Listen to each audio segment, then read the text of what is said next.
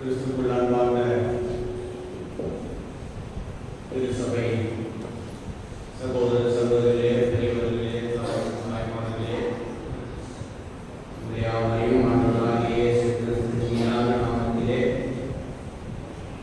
வாழ்த்துகிறேன். கடவுளோடு இருந்து மீண்டுமாக இந்த வாரத்திலே நம் கடைசி வருடத்தினுடைய கடைசி மாதத்திலே 7வது ஆராதனையை நாம் பங்கு பெறும்படியாக கடவுள் நமக்கு கொடுத்திருக்கிற பெரிய வாக்கியத்திற்காக ஜீவனுக்காக நாம் ஒவ்வொருவரும் கடவுளுக்கு நன்றி சொல்கிறோம். கடவுள் நம்மோடு இருக்கிறார் என்ற நம்பிக்கை நமக்குள்ள வர வேண்டும். இதனாலே கூட நம்மோடு கடவுளுடைய வார்த்தை பகிர்ந்து கொள்வதற்காக சகோதரன் வான் தேவதாசன் அவர்களுடைய பெயர் இனிதான் இப்பதான் நான் கேட்டேன். முன்னெல்லாம் அவர் சில பேர் வச்சுதான் கூப்பிடுனாங்கலாம். இன்றைக்கு தான் அவர் பேரை நான் கேட்டேன். எங்க ஒய்ஃப் சொல்லுவாங்க பேரு, ஆனால் மாத்திட்டாரு. என்னுடைய உறவினர் அவருடைய குடும்பம் ஒரு ஊழியக்கார குடும்பம் என்று சொன்னால் கிடையாது. அவருடைய தாப்பனார் சின்ன பையனா இருந்து அவர் தாப்பனார் பார்த்துக்கிறார்கள். அதே போல அவருடைய சிறிய தாப்பனார் நம்முடைய ஊரின் வேண்டிய பணியிலே தலைமை ஆசிரியராகவும் தாளாளராகவும் நம்முடைய பேராயத்தினுடைய மூத்த அங்கத்தினராகவும் கவுன்சில் மெம்பராகவும் ஒரு எக்ஸிக்யூட்டிவ் மெம்பராகவும் இருந்தவர். ஒரு சில 8 மாசம் தான் கஸ்தில் இருந்தாரு, திரிவாந்தில் இருந்தாரு, போலீஸ்ல இருந்தாரு. ஓய்வு பெற்று ஒரு உடல்நலம் சரியில்லாமல் ஒரு கஷ்டத்தில் வாங்கியிருக்காரு. அவருடைய அண்ணன், அவருடைய தம்பி, அவர் எல்லாரும் ஊழியர் செய்கிறவர். அவர் குடும்பமே தாத்தா பாட்டி ஊழியர் செய்கிறவர். ஆகவே இந்த நாளில் நம்முடைய திருச்சபைக்கு வந்திருப்பது பெரிய மகிழ்ச்சி. அவரோடு இணைந்து அவருடைய திருச்சபை மக்கள் அநேக பேர் வந்திருக்கிறார்கள். அவர்கள் எல்லாருமே என்னுடைய திருச்சபையின் சார்பாக, குடும்பங்களின் சார்பாக, பொறுப்பாளர் சார்பாக அன்போடு நான் கரகூப்பி அன்போடு நான் வரவேற்கிறேன். அதோடு கூட அன்புக்குரிய சகோதரர் உபதேசியம் அவருடைய சிஎஸ்ஐ தூய பேதுரு ஆலயம் பெருமுகையில் இருக்கிறது. தற்சமயம் அது போட்டப்பட்டிருக்கிறது. அந்த ஆலயம் அதனுடைய வரலாறு அவரே பேசும். நீண்ட நாட்களாக பல பிரச்சனைகளால் போடப்பட்டிருக்கிறது. சகோதரன் வந்திருப்பது மிக மகிழ்ச்சி. அந்த குடும்பங்கள் வந்திருக்கிறாங்க, திருச்சபை மக்கள் மூப்பர்கள் வந்திருக்கிறாங்க. நாளில் ஒவ்வொருவரையும் அன்போடு நான் வரவேற்கிறேன். கடவுளோடு இருந்து உங்களுடைய பிரச்சனைகள் எல்லாம் நிறைவு செய்வார் என்பதை எனக்குள்ள ஒரு நம்பிக்கை இருக்குது. ஆக சகோதரன் நாளிலே நம்மளோட கடவுளுடைய வார்த்தையும் ஆலயத்துடைய காரியங்களை குறித்து நம்மளோட தொடர்ந்து சொல்லுவாங்க.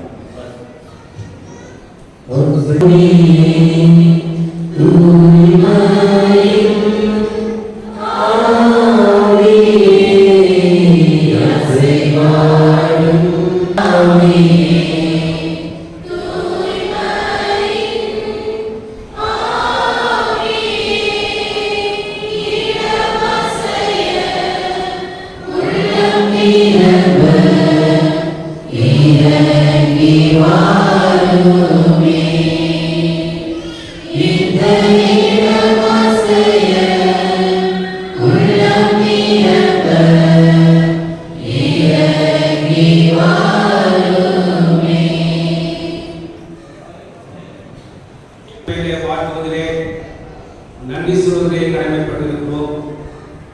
செய்திக்கு முன்பதாக இந்த திருச்சபையில் அனைவரும் வந்திருக்கிறோம். புதிய ஆலய கட்டடப் பணிக்கான திட்டக்குழுவில் இணைந்து அதற்கான கூட்டுநர் அவர்கள் சோமணியக்காரர் உடனே வந்திருக்காங்க. உடன் விசுவாசம் வந்திருக்கிறார்கள். இப்படி நாம் வருவதற்கு காரணமாக இருந்தவர் சகோதரர் சார்லஸ் அவர்களும் அவருடைய தலைமையார் மினி சார்லஸ் அவர்கள் சொல்வதே மகிழ்ச்சி அடைகிறோம். அவர் நன்றி சொல்கிறோம். இந்த திருச்சபையை சோமணியக்காரர் அவர்கள் பேசுகிறார்கள். இந்த ஆலய திட்டப்பணிக்கான கூட்டுநர்கள் திருவாளர் ஏலம் தாமஸ் அவர்கள், இதற்கான பொருளாதார திருவாளர் அருள்தாஸ் அவர்கள் எங்களோடு இருந்து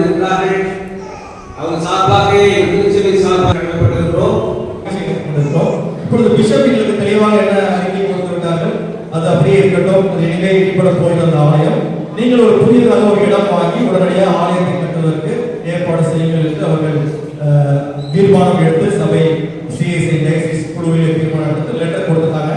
அதன் அடிப்படையில் எங்க ஆயிரம் ஒரு லெட்டர் கொடுத்துருக்காங்க.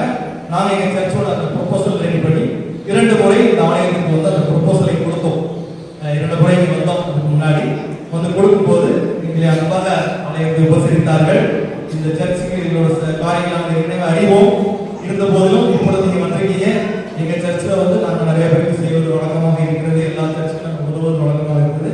அதனால எங்கள் குடும்பத்தாரே ஊரை சேர்ந்தவர்கள் திருமணமாகி mini madam and Salz sir வந்து எங்க சபையில தான் கண்டரா இருக்காங்க.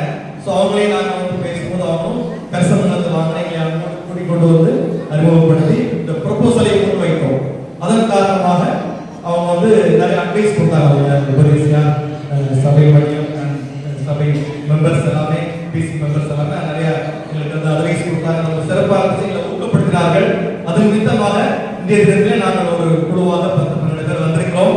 எங்கள் ஆலய கட்டிட நிதிக்காக ஒரு வேண்டுதலோடு வந்திருக்கிறோம். இன்னும் நிறைய டீட்டெயில் எல்லாம் தெரிஞ்சுக்கலாம். நீங்க எங்களை சந்திச்சுக்கிட்டா இன்னும் டீட்டெயில் எல்லாம் சொல்ல முடியும். நிறைய விஷயங்கள் இருக்கிறது. இப்படி ஒரே ஒரு ஆர்டர் வந்து ஒரு வாய்ப்பு கொடுத்தாரு. எனக்கு வந்து இந்த ஊரே இல்லை, நான் இந்த ஊர்ல வந்து அந்த சபையில மெம்பராகி இந்த காரியங்கள்லாம் பார்க்கும்போது ஒரு வாஞ்சை, இந்த ஆலயத்துக்கு நம்மளால என்ன செய்ய முடியும், ஆலயம் கட்டுமானத்துக்கு நம்மளால என்ன செய்ய முடியும் செய்யும்போது நான் கூட்டுறதாக நான் நினைத்துக் கொண்டேன். எங்க சபையை சேர்ந்த எபிடேசன் சபை மணியும் இருக்கிறார், அதுதான் சரியா பொருளாளர் இருக்கிறாங்க, அவங்களாக்காங்க சபையில முக்கியமானவங்க இருக்கிறாங்க.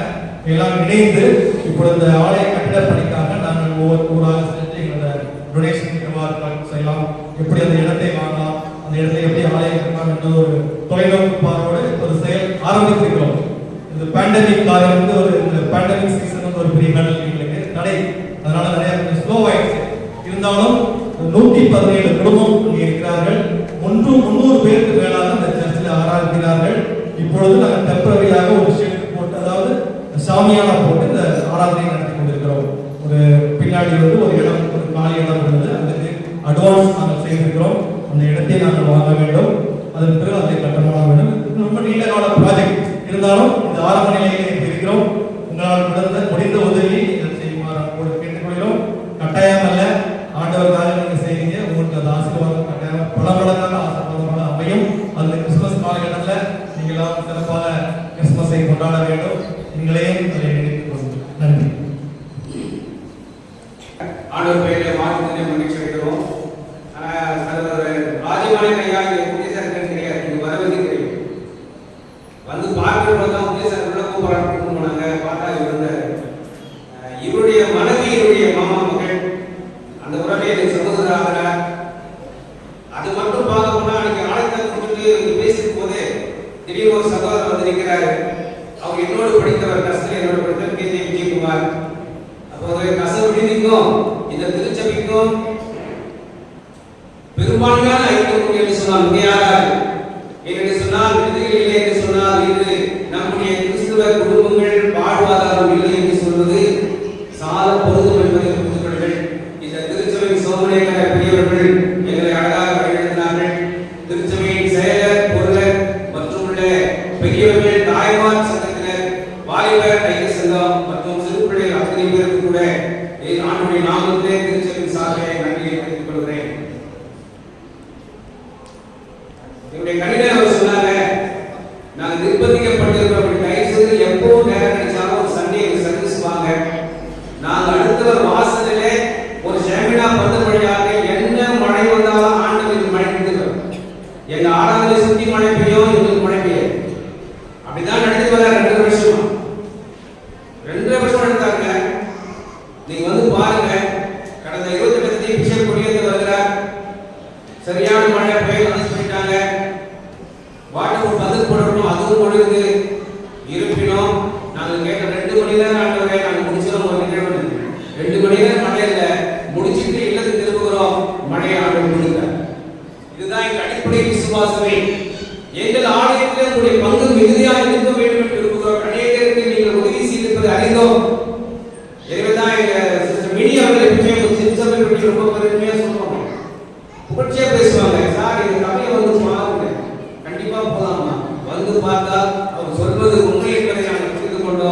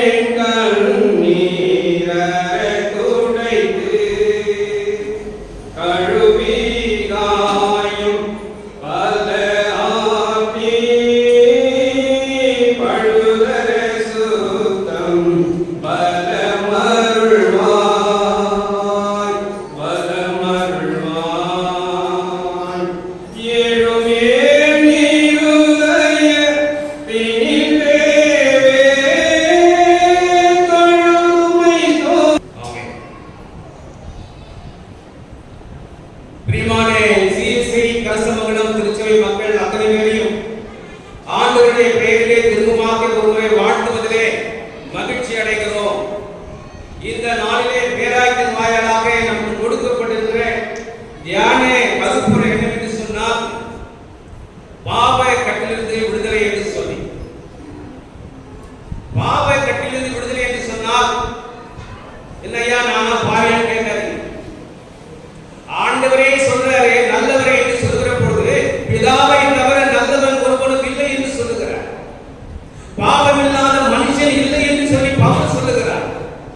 வாசிக்க கேட்ட 4 பகுதிகளை நீங்கள் பார்ப்பீர்களானால் அதைத்தான் தெளிவாக சொல்லிக் கொண்டு வருகிறார். சங்கீத பகுதி ஆகட்டும், பணியேற்படி யாத்திராகம பகுதி 11ஆம் அதிகாரம் ஆகட்டும், ரோமர் 8ஆம் அதிகாரம் ஆகட்டும், வாசிக்க கேட்ட சுவிசேஷம் யோவானின் சுவிசேஷம் 8ஆம் அதிகாரம் ஆகட்டும், ஏதோ ஒரு பிடியிலிருந்து நாம் விடுபட வேண்டும், கட்டிலிருந்து நாம் விடுபட வேண்டும். அதுதான் கிறிஸ்தவ வாழ்க்கை என்பதை தெளிவுபடுத்தத்தான் இந்த ஆராதனை, இந்த ஆலயம். என்னால் முடியும், என் சுயத்தால் முடியும், என் குடும்பத்தினுடைய அந்தஸ்து இப்படி என்று ஒரு வேளை நாம் அந்த நிலையிலே நாம் அமர்ந்து கொண்டிருப்போமானால் ஏமாற்றப்பட்டவர்களாக காணப்படுவோம், அல்லது நம்மை நாமே ஏமாற்றப்பட்டவர்களாக மாறிவிடும். பாவம் இல்லாத மனுஷன் இல்லை. இதுதான் யோவான் சொல்லுகிறார். யோவானின் சுவிசேஷம் 1ஆம் அதிகாரம் 29ஆம் வசனத்தை படிச்சீங்கன்னா தெரியும். இவர் யாரு? உலகத்தை சுமந்து உலகத்தின் பாவத்தை சுமந்து இருக்கிற தேவாட்டுக்குட்டி. ஏன் இந்த தேவாட்டுக்குட்டி என்ற பெயரை இணைப்படுத்துகிறார், அது இணைத்து பேசுகிறார் என்று ஒருவேளை நீங்கள் அறிந்திருக்கலாம். பணியேற்பட்ட பகுதியிலே ஒரு பலியிட வேண்டும் அல்லது பாவ நிவர்த்தி பெற வேண்டும் என்று சொன்னால் அதற்கு ஒரு காளையை நினைப்பார்கள் அல்லது ஆட்டுக்கடாவை நினைப்பார்கள். அதை கொண்டு போய் ஆலயத்துக்கு போகிற பொழுது அங்கே ஆசாரியர் முன்பகுதியில் இருப்பார், பிரதான ஆசாரியர் பலிபீடத்தில் இருப்பார். நான் என் பாவத்துக்காக பலியிட வேண்டும் என்று சொன்னால் ஆசாரியனிடம் நான் சொல்ல வேண்டும், நான் பாவ நிவாரண பலி செலுத்த வேண்டும். என் பாவத்துக்கு ஏற்றபடி அது குருவியாக கூட இருக்கலாம், ஆட்டுக்குட்டியாக இருக்கலாம், கன்றுக்குட்டியாக இருக்கலாம். ஆனால் ஏதோ ஒரு பலி செலுத்தி அதன் வாயிலாக அதன் ரத்தத்தின் வழியாக நான் பாவ மன்னிப்பை பெற்றுக் கொள்வதாக காணப்பட்டிருக்கிற பழைய ஏற்பாட்டிலே ஆசாரியன் சொல்லுவார், நீ என்ன காரியம் செய்ய வேண்டும் சொன்னால் அந்த ஆட்டு குட்டியின் மீது அதுக்கு ஆட்டு கடாயின் மீது தலைமையில கையில வைக்கும் பாவத்தை அறிக்கை செய்து அந்த ஆட்டுக்கடா பிரதான பலிபீடத்துக்கு போய் பிரதான ஆசாரியன் உள்ளுக்கிறாரே அங்கு பலியிடப்படுகிற காரியத்திலே உங்களுடைய பாவங்கள் மாறி போகும் அல்லது மன்னிக்கப்பட்டு போகும் என்பதுதான் பொருள். இதைத்தான் இயேசு அழுத்தமாக சொல்றார். ஆண்டவர் எதுக்காக வரப்போகிறார், யாருக்காக வரப்போகிறார்? முதலாவது படிச்சா மொத்தம் பரிசையா அவர் என்னன்னு வரப்போறார், என்னென்ன செய்ய போறார் தெளிவாய் பேசுகிற தீர்க்க தரிசனம் அங்கு சொல்லப்படுகிறது. அதை நினைத்தவராக ஆண்டவருக்கு முன்தூதனாக வந்த யோவான் இவர் உலகத்திலே பாவத்தை சுமந்திருக்கிற தேவாட்டுக்குட்டி அதோ போகிறார் என்று சொல்லுகிறார். யோவானுக்கு தெரியாது ஞானஸ்நானத்துல யார் பங்கேற்க போறார்கள், இயேசுவானவர் அவருடைய ஞானஸ்நானம் எடுத்து போகிறார் என்று தெரியாது. யோவான் மறுக்கிறார், நானாவது ஞானஸ்நானம் கொடுக்க வேண்டும், இப்போது இடம் கொடு, இப்போது ஞானஸ்நானம் கொடு, இப்போது இடம் கொடு. நம்முடைய ஞானஸ்நானம் பெற்றவர்கள் அநேகர் இருக்கிறது. நமது கருத்துக்கு ஞானஸ்நானம் ஞானஸ்நானத்தின் உட்பொருளை அல்லது கருப்பொருளை அளிக்கிறார். நான் உருமாறின பொருளாய் என் தாய் என்னை பாவத்தில் கட்டுங்கரித்தார் என்று சொல்கிற தாவீதின் வாக்குறுதி நிறைந்தவனாக அதனுடைய அடிப்படை அபிஷேகத்தை பிரதேசித்தான் அந்த ஞானஸ்நானம். அப்பொழுதே பாவ மன்னிப்பு பெற்றாகிவிட்டேன், அப்பொழுதே நான் பாவ மன்னிப்பு பெற்றாகிவிட்டேன் என்றாலும் கூட பயத்தின் உதவியின் காரணமாக வாழ்க்கையின் வளர்ச்சியின் காரணமாக அநேக பாவ கட்டுகளில் நாம் தள்ளப்படுகிறோம். இதற்கு யார் நமக்கு பரிகாரம்? இந்த பாவ கட்டினால் எப்படி வெளியே வர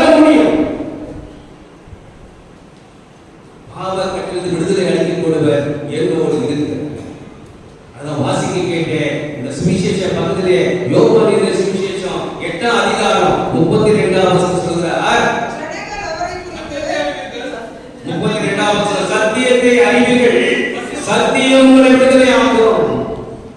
சத்தியத்தை அறிவீர்கள், சத்தியம் உங்களை விடுதலையாக்கும். சத்தியம் என்றால் யார்? சத்தியம் என்றால் யார்? நம்ம பேச்சு வார்த்தை வாய்மொழி வாழ்க்கை ஒரு உறுதி கொடுக்கிறோம் என்று சொன்னா என்ன பண்றோம்? நம்பவில்லை என்று சொன்னால், ஏற்கவில்லை என்று சொன்னால் என்ன பண்றோம்? சத்தியமா சொல்றோம். சத்தியமா சொல்றேன். இந்த மாநாட்டுக்கு பக்கத்துல இன்னொரு சத்தியம் உண்டு. என்ன சத்தியம் தெரியுங்களா? படிச்சு தெரியுமே. அது டூப்ளிகேட் சத்தியம் சொல்றது ஆசத்தியமா சொல்லுவாங்க. என்னப்பா சத்தியம் அப்படின்னா, இல்ல நான் ஆசத்தியம் பண்ணிருக்கேன், உண்மை என்ன அர்த்தம்? இப்படி வாழ்ந்து வளர்ந்த பருவத்தை எட்டினா இன்று நாம் பாவ விடுதலைக்கு கடமைப்பட்டிருக்கிறோம். ஒருவேளை விடுதலை என்று சொல்லுகிற பொழுது பலியின் மூலமாக வருகிற விடுதலை முடிந்தாயிற்று. ஏற்கனவே 430 வருஷம் அடிமைத்தனத்தில் இருக்கிறார்கள் இஸ்ரவேல் மக்கள். அந்த பலியின் தீர்வாக தான் ஆண்டவர் பலியாக வந்து விட்டார். அந்த பலியை பார்த்து தான் யோவான் சொல்கிறார், இதை சொல்கிறார், சத்தியத்தை அறிவீர்கள், சத்தியம் உங்களை விடுதலை ஆக்கும். சத்தியம் என்றால் யார்? நமக்கு ஏன் சத்திய வேத பகுதி வேத புத்தகம் என்று சொல்லுகிறோம்? அது சத்தியம் அடங்கி இருப்பதுதான் அந்த வேதத்தை நாம் சத்திய வேதம் என்று சொல்லுகிறோம், பரிசுத்த வேதம் என்று சொல்லுகிறோம். ரெண்டு பொருளுமே தமிழ் உடன்பாடு கொண்டதல்ல. ரெண்டு பெயருமே பரிசுத்த வேதமோ சத்திய வசனமோ சமஸ்கிருதத்தை குறிப்பதாக இருக்கிறது. அந்த மொழிபெயர்ப்பிலே அப்போது மொழிபெயர்ப்பினால் இந்த வாசகங்கள் பெற்றிருக்கிறது என்பதை நாம் அறிந்து கொள்ள வேண்டும். சத்திய வசனம் என்று சொல்றது, சத்தியத்தை என்று சொன்னார், உண்மையை அறிவீர்கள். யார் அந்த உண்மை என்று சொன்னார்? அதைத்தான் ஏசாயா 61:1 சொல்ற, நான் தான் அந்த உண்மை. தொடர்ந்து படிப்பீர்களானால் எப்படி பாவத்தை மன்னிப்பதற்கு ஒரு அதிகாரம் உண்டு என்று கேட்கிறார். இந்த யோவான் என்ற சுவிசேஷம் 8ஆம் ஆரம்பத்திலே ஒரு விபச்சார ஸ்திரியை கொண்டு வருகிறார்கள். மோசேயின் பிரமாணத்தின் வாயிலாக விபச்சாரம் செய்து விட்டார் என்று சொல்கிறார்கள். ஆண்டவர் பதில் குறிக்கவில்லை. எல்லாவற்றையும் கேட்டவராக கரையிலே குனிந்து விரல்களாக எழுதுகிறார். உங்களை பாவம் இல்லாத யாராவது இருப்பீங்கன்னா நீ முதலாவது அல்ல அந்த மகள் மீது அப்படின்னு நிமிர்ந்து பார்க்கிறார். ஒருவரையும் காணவில்லை, ஒருவரையும் காணவில்லை. விபச்சார ஸ்திரீ மாத்திரம் நிற்கிறார். உண்மையிலே விபச்சாரம் செய்தாயிற்று, கையும் களவுமாய் பிடித்தாயிற்று. ஆண்டவர் தண்டிக்கப்பட வேண்டும் என்று கொண்டு வந்தார்கள். தண்டிக்க முடியாத நிலையிலே கொண்டு வந்தவர்கள் தண்டனைக்கு திரும்பி விட்டார்கள். தங்களால் கற்களை எரிய முடியும். வார்த்தையிலே பாவம் இருக்கிறது, நம்முடைய செய்கையிலே பாவம் இருக்கிறது, நம்முடைய நடையிலே பாவம் இருக்கிறது, நம்முடைய உடையிலே கூட பாவம் இருக்கிறது. பிரசங்கி 5:11 சொல்றாரு, ஆலயத்துக்கு போகிற போது நடையை காத்துக்கொள், நடையுடன் பாவம் செய்ய மூர்த்தி விடும் என்பதுதான் பொருள். மற்ற இடத்துக்கு போற, வேலைக்கு போற, கடைக்கு போற, பசாருக்கு போறேன், அப்போ உங்களுடைய நடைமுறை ஆலயத்துக்கு போகும்போது உன்னை பார்ப்பவர்கள் அடுத்தவர் சொல்ல வேண்டும், இந்த அம்மா இந்த நபர் கிறிஸ்தவர், இது 8 மணி ஆயிடுச்சு, ஆலயத்துக்கு போறார் என்று அடையாளம் காட்டக்கூடியாய் நம்முடைய ஒரு அட்டையுடைய பாவனை இருக்க வேண்டும் என்பதுதான் பொருள். அதோடு ஆண்டவரே பெரிய தண்டனை செய்து கொடுக்கிறாரு. இனி பாவம் செய்ய, இனி பாவம் செய்ய ஆண்டவர் தீர்ப்பு குறித்தாரு. இதை நடைமுறைப்படுத்த வேண்டியதா? இனி பாவம் செய்யாமல் இருப்பது என்று சொல்வது அந்த ஸ்திரீயுடைய கடமை. இந்த மன்னிப்பை பெற்றவர்கள் இனி பாவம் செய்யாதிருப்பார்கள். மன்னிப்பு நிலைத்து நிற்கும். இல்லை என்றால் மன்னிப்பு என்பது உடைந்து கொள்கிற உடன்படிக்கையாய் காணப்படும் என்பதுதான். அது பிரகார அந்த ஸ்திரீ வேதத்தில் வரவில்லை. நமக்கு ஒரு வாய்ப்பினை கொடுக்கிறது. ஒருவேளை பாவமாய் வாழ்க்கை வாழ்ந்திருக்கலாம், பாவமாய் நடந்திருக்கலாம், பேசியிருக்கலாம், சிந்தித்திருக்கலாம். ஆனாலும் ஒரு மன்னிப்பை பெற்ற நாம் அது முதலாவது நாம் பாவத்தை விட்டு வேறு வழியில் திரும்பி இருக்க வேண்டும். பாவம் என்பது ஆண்டவருக்கு முரண்பாடான அத்தனை காரியமே பாவம் தான். இல்லையா? கற்பனையில சொல்ல 10 கற்பனை தான் சொல்லியிருக்குது, உண்மைதான். 10 கற்பனையில 9 கற்பனை நாம் கடைபிடிக்கிறோம். ஐயா 9 நான் சக்சஸ்ஃபுல்லா கடைபிடிச்சிட்டேன், 1 மட்டும் நாங்க முடியல, நான் பரலோகம் போக முடியுமா? 10 கொடுத்துருக்காங்க. இந்த 10 கற்பனை இல்லாம இந்த 9 செல்லுபடி ஆகாது. இன்னும் ஒன்றை சேர்த்து அதில் வெற்றி பெற்றால் மாத்திரமே நீ தகுதியுள்ள கிறிஸ்தவ மாறக்கூடிய தகுதி நாம் பெறுகிறோம். பிரியமான சகோதர சகோதரே, ஒரே இந்த உணர்வு எப்படிப்பட்டதாக இருக்கிறது? கிறிஸ்தவம் என்பது நம்மை உணர்வுகளை மாற்றி உற்சாகப்படுத்தி உண்மைக்குள்ளாய் கொண்டு செல்வதுதான் இந்த மார்க்கம். இது மதம் அல்ல. கிறிஸ்தவம் என்பது மதம் அல்ல, இது ஒரு மார்க்கம். இப்படி நடந்தனா இப்படி இருப்ப, இப்படி செஞ்சனா இப்படி இருப்ப, இப்படி பார்த்தனா இப்படி இருப்ப, இதை சொல்லி கொடுக்கிற ஒரு பாடசாலையா தான் ஆலயம் இருக்கிறது. தவறாய் புரிந்து கொண்டு கிறிஸ்துவ மதம் என்று சொல்லி மதத்தின் வழியாக துன்புறுத்தல் அறியப்பட்டுக் கொண்டிருக்கிறார்களே, நாம் இதை பறைசாற்றல். கிறிஸ்தவம் என்பது மதம் அல்ல, நான் நடக்க வேண்டிய வாழ வேண்டிய மார்க்கம் வழித்தல் என்று நம்முடைய வாழ்க்கையை உறுதிப்படுத்த வேண்டும். எந்த நிலையிலிருந்து வந்தாலும் சரி, எப்படிப்பட்ட பின்னணியில் வந்தாலும் சரி, மதம் மாறி வந்திருந்தாலும் சரி, ஆதி கிறிஸ்தவனாய் இருந்தாலும் சரி, உனக்கும் எனக்கும் சட்டம் ஒன்றுதான், கற்பனை என்பது ஒன்றுதான். இந்த 10 கற்பனையை நம்மால் முடியாது என்று சொல்லித்தான் ஆண்டவர் என்ன செய்தார்? புதியப்பட்ட எத்தனை கற்பனை? புதியப்பட்ட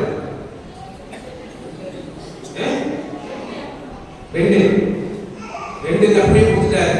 இந்த 2த்திலுமே இந்த 10 வாழ்க்கையின் முழு உருவம் அடங்கியிருக்கிறது என்பதுதான். அந்த 2 கற்பனையை நம்மால் ஏற்று மட்டும் கடைபிடித்து வெளிப்படுத்தி விட்டால் நாம் ஒரு தகுதி வாய்ந்த கிறிஸ்தவனாய் வாழ முடியும். ஆண்டவர் வருகையிலே நான் ஏற்றுக்கொள்ள முடியும் என்ற நம்பிக்கையின் வழியாக அந்த 2 கற்பனையை ஆண்டவர் வடிவமைத்து கொடுத்திருக்கிறார். எத்தனை பேர் நாம் உணர்ந்திருக்கிறோம்? இந்த கற்பனையை ஏன் நான் கடைபிடிக்க வேண்டும்? ஏதோ ஆராதனை சொல்றாங்க, 10 கற்பனை சொல்றாங்க, விசுவாச பிரமாணத்தை சொல்றாங்க, பாவத்தை சொல்றோம். இது சொல்வது வாயிலாக சொல்வது மாத்திரம் நின்று விடாதபடி அதை செயல்முறைக்கு கொண்டு வர வேண்டும் என்பதுதான் ஆண்டவருடைய விருப்பமாக இருக்கிறது. நாம் அழைக்கப்பட்டிருக்கிற நாம் இந்த நாளில் இந்த பாவக்கட்டுகள் எதிலெல்லாம் கட்டப்பட்டிருக்கிறேன், எதிலெல்லாம் நான் பாதிக்கப்பட்டிருக்கிறேன், எதிலெல்லாம் பின்தங்கி இருக்கிறேன். எனக்கு ஆலயம் விருப்பம், ஆயிரம் விருப்பம், ஆண்டவர் விருப்பம், ஆனால் என்னுடைய பின்னாலே நாம் மறந்து வருவதுதான் அது நிலை பெறக்கூடிய வாய்ப்பாக இருக்கும். கிறிஸ்தவ வாழ்க்கையில் அசைக்க முடியாத ஒரு ஆலமரம். ஏன் பழைய மிஷனரிமார்கள் எங்க போறாங்க? ஆலமரத்தில் நட்டாங்க. அதை விழுதுகளுடன் அடர்ந்து படர்ந்து வேடு கொடுக்கக்கூடியதால் அநேகருக்கு உதவி செய்த ஒரு மரமாக வளர வேண்டும் சொல்லி இந்த கிறிஸ்தவத்தின் அடையாளமாக ஆலமரத்தை அளவாங்க. எந்த நிறுவனம் பாருங்க, எல்லா நிறுவனத்திலும் ஆலமரம் பெரிதா இருந்தது. 150 ஆண்டுகள் 200 ஆண்டுகள் இருந்த ஒரு ஆலமரத்தை காண முடியும். இந்த திருச்சபை எத்தனை ஆண்டுகள் கடந்திருக்கிறது? எனக்கு எத்தனை வயசானது? 50 வயதா, 40 வயதா, 70 வயதா, எந்த வயதா இருந்தாலும் பரவாயில்லை, இந்த ஒரு ஆண்டு ஒரு வாய்ப்பை கொடுத்திருக்கிறார். திரும்பி பார்க்க கடமைப்பட்டிருக்கிறோம், திரும்பி பார்க்க கடமைப்பட்டிருக்கிறோம். இதெல்லாம் சத்தியத்தை விட்டு இருக்கிறோம். ஆண்டவர் நம்மோடு பேசுகிறார் என்று சொன்னால் வசனங்கள் வழியாக தான், சத்தியத்தின் வழியாக தான் பேசுவார். எத்தனை பேர் சத்தியத்தை நம்முடைய வாழ்க்கையிலே நம்முடைய அடித்தளமாய் அடிப்படையாக இருந்து இதன் மேல் தான் என் குடும்பம், இதன் மேல் தான் என் வாழ்க்கை, இதன் மேல் தான் என் சரீரம் என்று சொல்லி கடந்த நாட்கள் யோசித்து பாருங்க. நமக்கு அறிந்தவர்கள் தெரிந்தவர்கள் ஒட்டாதவர்கள் எத்தனை பேர் மறித்து போய்விட்டார்கள் கொரோனா மூலமாக. இங்கு அமர்ந்திருக்கிறோம் என்று சொன்னால் நம்முடைய நீதியோ நியாயமோ உண்மையோ நம்மை அமர செய்யவில்லை. ஆண்டவருடைய சுத்த கிருபை என்பதை உணர வேண்டும். ஆண்டவருடைய சுத்த இரக்கம் என்பதை நாம் அறிக்கை செய்ய வேண்டும். அதற்கு ஏற்றால் போல் நம்முடைய வாழ்க்கையை மாற்றிக்கொள்ள வேண்டும். ஏதோ திட்டத்துக்காக இந்த ஆராதனை நம்மை கொண்டு வந்திருக்கிறார், ஏதோ திட்டத்துக்காக என்னை ஆண்டவர் உயிரோடு வைத்திருக்கிறார். இந்த திட்டத்தை நிறைவேற்றுவது நாம் தான் நாம இருக்க வேண்டும். இந்த திட்டம் என்னவென்று அறிந்து செயலாக்க நாம இருக்க வேண்டும். இன்றைய வாலிபர்கள் நாளைய தூண்கள் என்று சொன்ன காரியம் மறைந்து போகவில்லை. இன்றைய சிறுவர்கள் நாளைய வாலிபர்கள் என்று சொன்னதிலே மாற்றம் வரக்கூடாது. அவர்கள் தான் இந்த ஆலயத்தை திருச்சபையை பிள்ளைகளாக இருக்க போகிறார்கள் என்று சொன்னால் இந்த சத்தியங்கள் அவர்கள் சேர வேண்டும். சத்தியம் என்றால் எது? வசனமே சத்தியம் என்று சொல்லி இந்த வார்த்தைகளை நாம் நிலை கொள்கிற பொழுது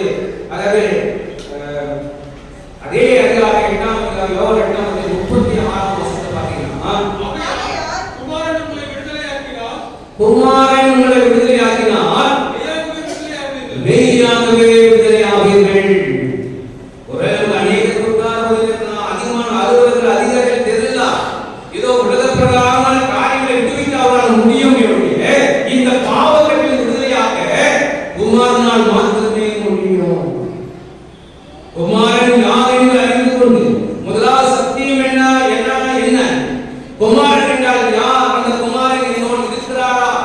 எனக்காகவே வந்தார், எனக்காகவே தன்னை இழந்தார் என்ற நிலைமைக்கு சிந்திக்க வருகிற போதுதான் உங்களுக்கு புரியும், நான் எங்கிருந்து வந்திருக்கிறேன், இனி எப்படி நான் கடந்து போக போகிறேன்.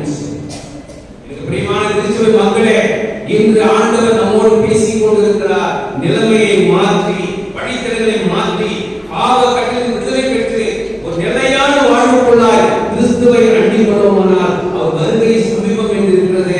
அந்த வருகைக்கு நாம் ஆயத்தமாவோம். உண்மை சம்பந்தமாக சொல்லி கொடுத்திருக்கிறேன். இங்கிலாந்து மாதேசத்திலே எந்திரி மாநகரில் ஒரு பாதிரியார் இருந்தார். ஒரு பெரிய ஆலயம். அந்த ஆலயத்துக்கு முன்னாக ஜார்ஜ் ஜெரிமேன் என்ற ஒரு அம்மையார் இருந்தார்கள். அவர்கள் பியானோ வாசிப்பதிலே வல்லுநராக சிறப்பு பெற்று புகழ்பெற்ற ஒரு பெண்மணியாக திகழ்ந்த நேரம் அது. இந்த ஆயர் அவர்களுக்கு சென்று ஒரு முறை கேட்கிறார், இந்த ஆலயத்தில் ஒரு நிகழ்ச்சி போடுங்க, எல்லா இடத்துலையும் அறிமுகம் பண்ணி பார்க்கிற போது ஒரு பெயர் எங்குமே எல்லா இடத்துலையும் பரவி இருக்கிறது, நமது ஆலயத்தில் ஒரு நிகழ்ச்சியை பண்ணுங்கள் என்று சொல்லுங்க.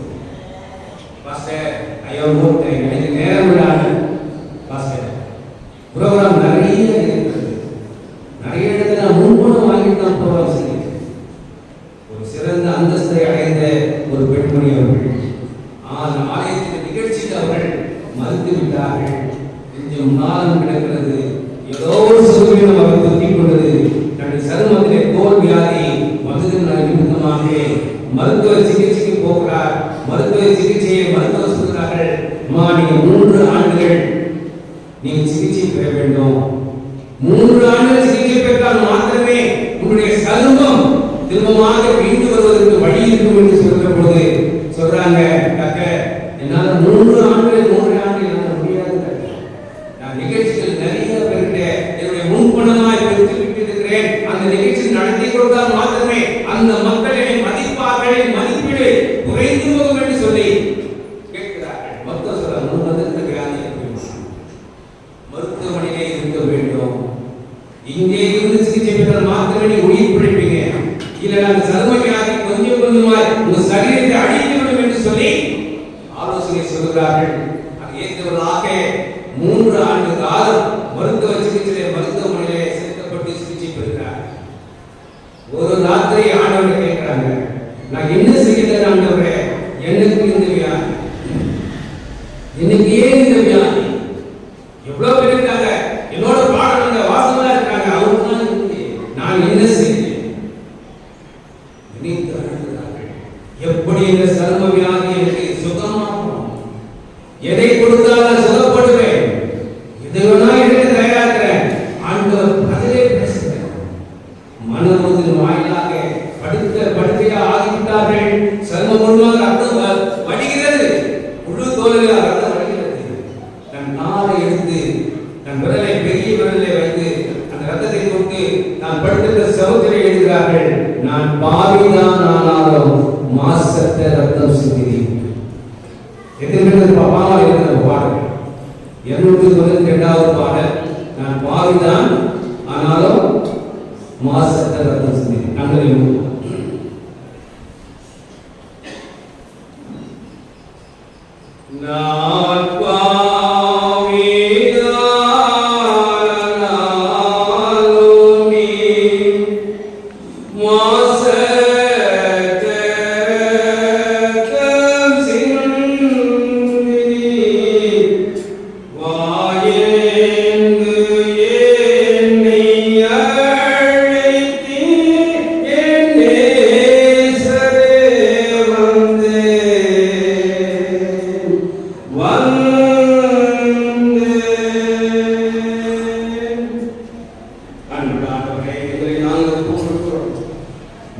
தீர்க்கத்தை வழிநடத்துங்க.